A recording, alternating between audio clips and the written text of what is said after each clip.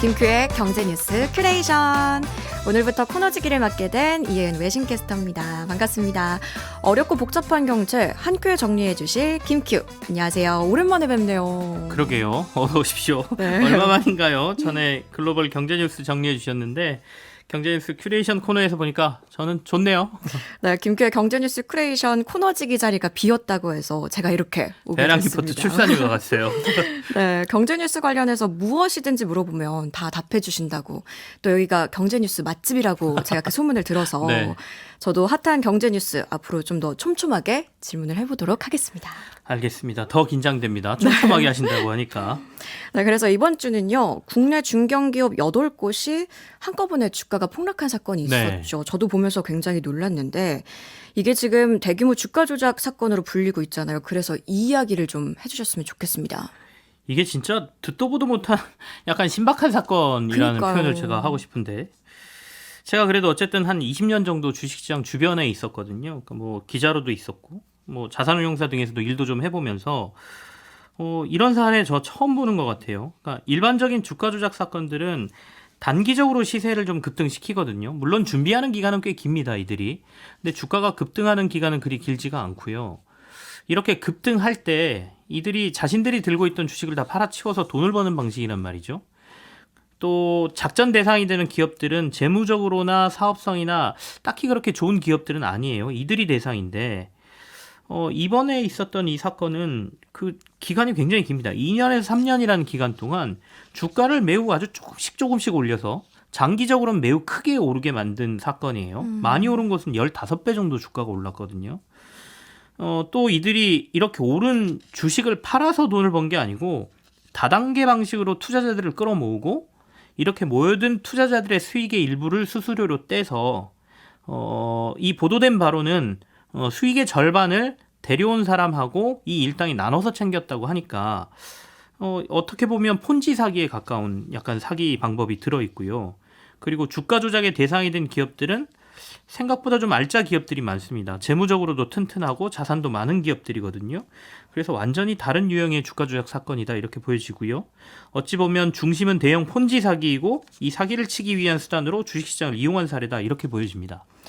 이 사건이 진짜 국내 주식시장을 이번 주에 쥐고 흔들었어요. 그래서 네. 제가 좀 정리를 해보자면 네, 24일 월요일이 시작이었죠. 그렇죠. 국내 주식시장이 9시에 개장, 그러니까 문을 여는데 9시 20분부터 갑자기 8개 중견기업들의 주가가 하한가, 그러니까 30%나 빠지기 시작했다는 거죠. 네, 그래서 이 기업들이 뭐 삼천리, 대성홀딩스, 서울가스, 다우데이터, 하림지주, 선광세방, 다올투자증권 이런 회사들인데 이 기업들의 절반가량은 주가가 이후 목요일에도 하한가까지 갔다고 합니다. 네. 그래서 다른 기업들의 주가도 하락이 계속되면서 불과 나흘 만에 시가총액 8조 원 정도가 시장에서 사라졌다고 해요. 앞서서 꽤 견실한 기업들이라고 하셨으니까 이런 거 모르고 그냥 계속 오르니까 투자했던 네. 투자자들은 엄청난 손실을 입게 된 거잖아요. 그렇죠? 그렇죠. 무섭습니다. 근데 알기도 조금 힘들었어요. 워낙 이렇게 조금씩 올랐으니까요. 근데 이런 거 들으시면서 주가가 이렇게 빠지면 하한가 기록할 때 빨리 팔고 나오지 왜 애들 들고 있어가지고 손실 커졌다는 얘기를 하느냐 이렇게 말씀하신 분들도 있는데 이게 팔리지가 않습니다. 그러니까 이른바 호가라고 해서 내가 사거나 팔고 싶은 가격을 우리가 주식시장에서 이렇게 정해서 매물을 내놓지 않습니까? 그러니까 예를 들면 내가 하이킥이라는 주식을 100원에 팔고 싶다고 내놔도 100원에 사주겠다는 사람이 있어야 매매가 체결되는 거거든요. 만약 체결이 된다면 이게 하이킥의 현재 주가가 되는 거죠. 그렇죠. 근데 이렇게 주가가 갑자기 하한가에 들어가게 되면 급락하니까 너도 나도 주식을 빨리 팔아야겠다는 생각을 할 거 아니겠습니까? 그러니까 하한가로 매도 호가가 막 매도 잔량이 엄청나게 쌓인단 말이죠. 그런데 누가 이런 상황에서 하한가에 주식을 사주겠습니까? 그러다 보니까 이제 매매 체결이 안 되는 거고요. 설령 누가 산다 하더라도 매매는 먼저 팔겠다고 한 사람의 순서대로 체결이 되거든요. 그러니까 못 파는 경우가 꽤 많죠. 그렇다 보면 다음 날도 하한가, 또 다음 날도 하한가라면 계속 못 팔고 들고 있으니까 손실은 눈덩이가 되는 것이죠. 일종의 공포감이 좀 커지면서 하한가가 계속 나오는 그런 상황이었던 것 같기도 하네요. 네, 이번에 주가 조작 대상이 된 기업들이 원래 거래량이 좀 많지 않은 종목들이라고 하던데 맞나요? 그렇습니다.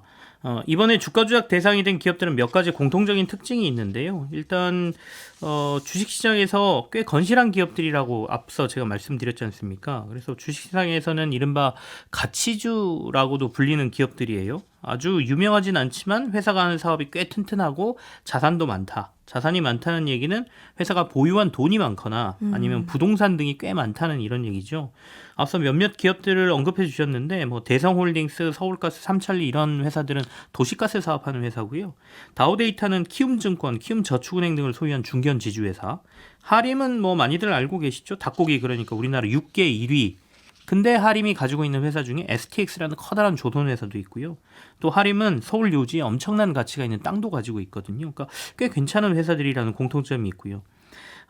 보통 가치주라는 게 주식시장에서는 지금은 제 가치를 인정받지 못하지만 언젠가는 주식 값어치가 올라서 제 가치를 인정받을 거다. 뭐 이런 걸로 쓰이는 용어거든요.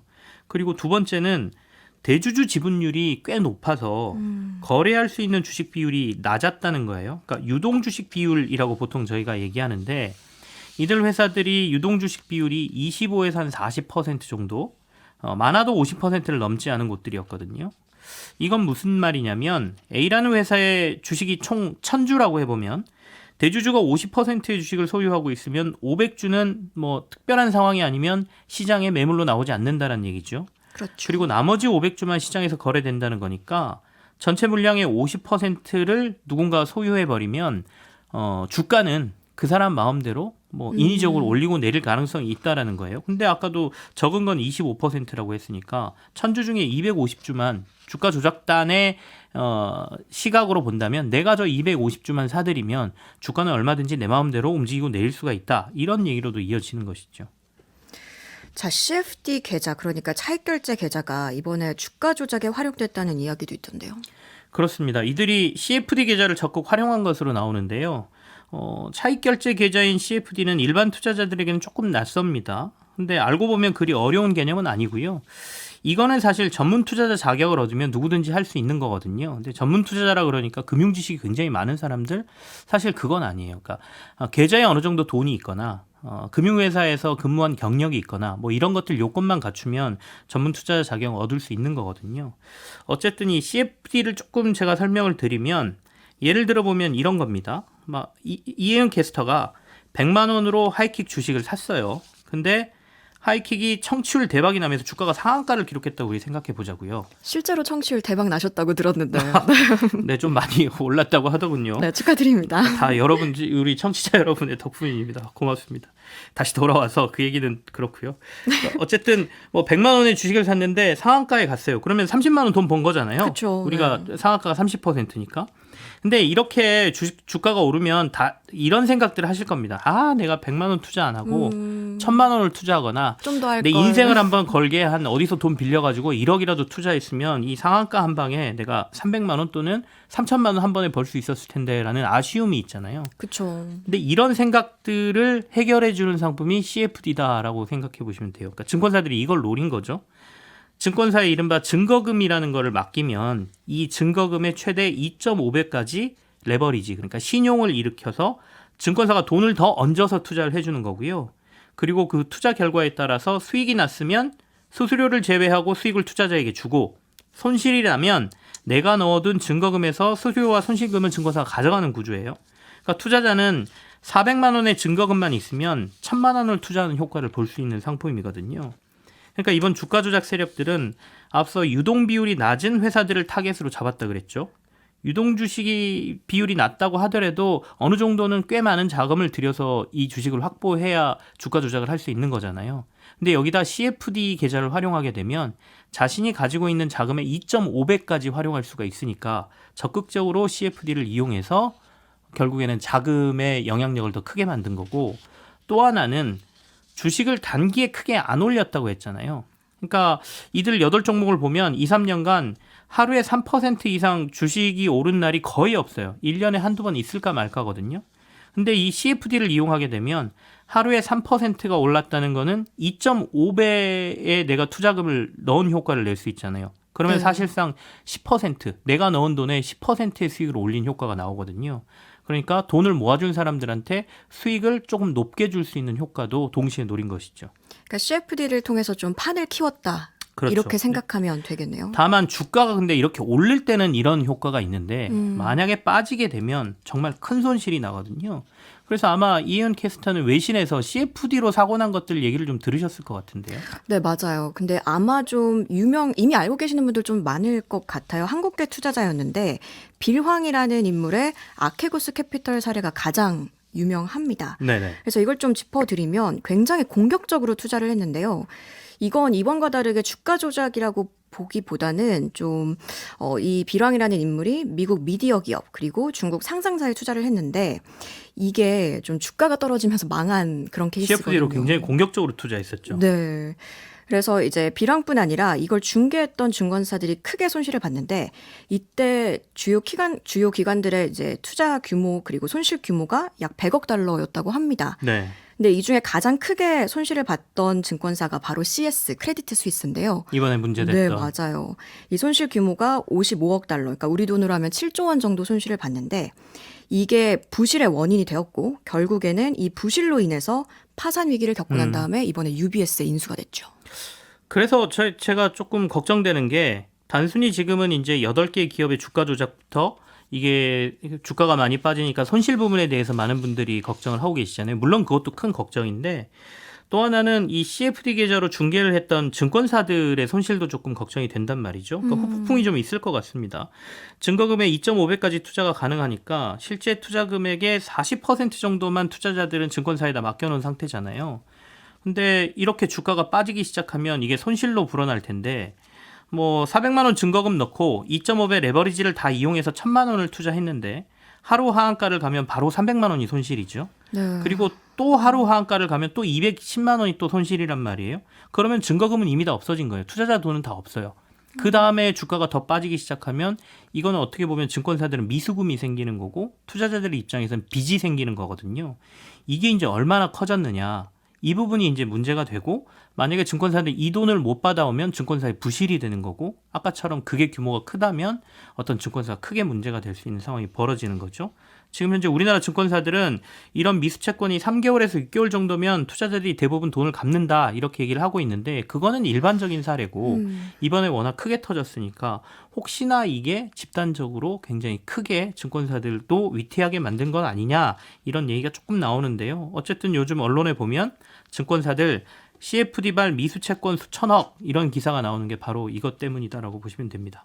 그럼 앞으로 좀 그 규모 피해 이런 건 지켜볼 필요가 있다는 말씀이겠네요. 그렇죠. 그러니까 단순히 투자자들 피해뿐만 아니라 금융사들의 그쵸. 피해도 좀 살펴야 된다라는 얘기가 됩니다. 근데 이게 연루된 사람들이 계속 나오고 있습니다. 가수 임창정 씨도 연루됐다 이런 이야기들이 나오고 있는데 네. 그래도 자신도 좀 피해자다 이런 이야기를 하고 있습니다. 일단은 이거 주도한 세력하고 여기에 임창정 씨처럼 가담한 사람들은 조금 구분해서 생각을 해야 될 것 같긴 합니다. 근데 어쨌든 주도한 세력은 H투자 컨설팅이라는 곳에서 주도했다라고 얘기를 하죠. 이들은 사실은 돈을 모아서 투자하거나 이럴 법적인 뭐 자격이나 이런 걸 갖고 있지 않은 불법을 저지른 거기 때문에 당연히 이들은 이제 사기의 세력이라고 저희가 봐야 되는 거고요.